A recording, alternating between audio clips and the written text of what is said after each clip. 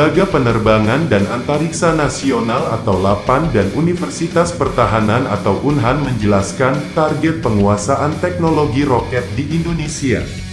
Dalam acara webinar teknologi roket yang digelar atas kerjasama antara Pusat Teknologi Roket atau Pustek Roket LAPAN dan Unhan pada Selasa tanggal 22 September tahun 2020, Rektor Unhan Laksamana Madya TNI Amrullah Oktavian menerangkan beberapa rincian target dengan periodenya.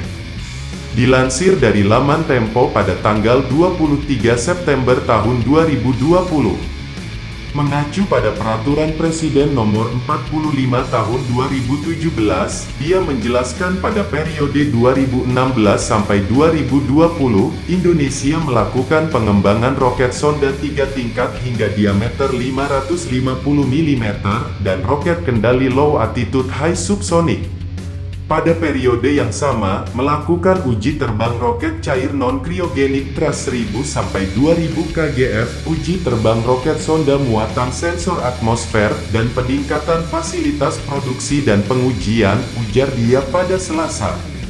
Menurut Amrullah, roket merupakan teknologi yang masih terus dikembangkan, yang perkembangannya ditujukan untuk membangun suatu kekuatan nasional.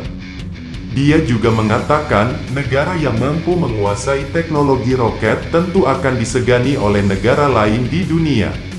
Kemudian pada periode 2020 sampai 2025, Indonesia memiliki target terlaksananya pengembangan teknologi roket sonda dengan jelajah 30 km. Periode 2026 sampai 2030 beroperasinya roket sonda dengan jelajah 300 km, dan mulainya rancang bangun teknologi roket pengorbit satelit Low Earth Orbit.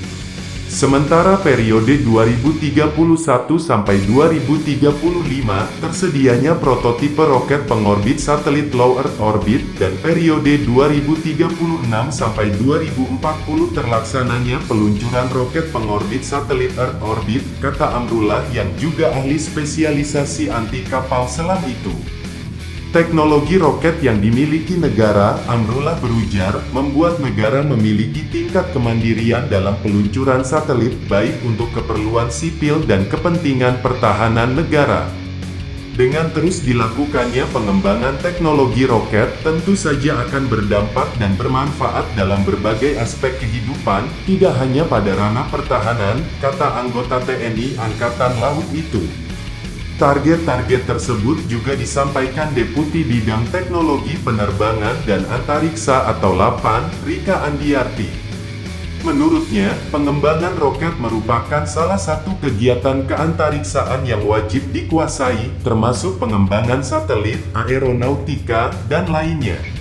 Rika juga mengatakan arah kebijakan dalam pengembangan roket di Indonesia sudah jelas dan kuat karena sudah ditetapkan menjadi aturan.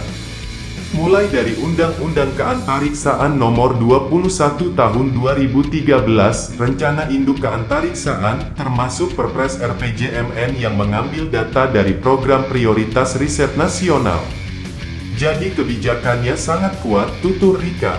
Menurut Rika, Indonesia pada 2040 menargetkan agar mempunyai kemampuan meluncurkan roket dan satelit sendiri, dan dilakukan di tanah Indonesia. Tapi kemampuan itu perlu didukung oleh industri roket, ujar Rika. Sementara peneliti kebijakan penerbangan dan antariksa atau LAPAN, Mardianis menjelaskan bahwa ada beberapa tantangan yang patut diantisipasi dalam penguasaan teknologi roket di Indonesia. Dari segi politik, adalah keamanan interkontinental balistik misil atau ICBM, dan adanya rezim pelarangan, serta monopoli peluncuran. Sedangkan dari segi hukum yang harus diantisipasi adalah kontrak peluncuran atau perjanjian interkontinental balistik misil atau ICBM, dan kaitannya dengan RPP penguasaan teknologi. Segi ekonomi itu adalah tingginya risiko, benefit tidak instan, ujar dia. Jangan lupa like, share dan subscribe Garuda Militer.